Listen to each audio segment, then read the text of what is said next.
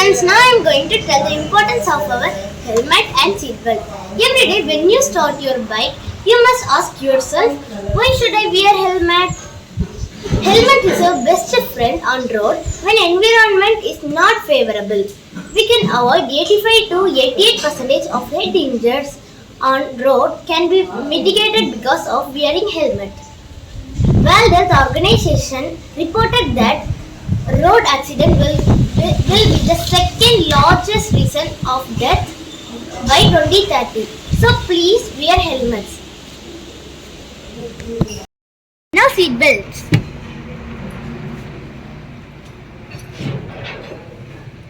Now I am going to fasten my seat belt.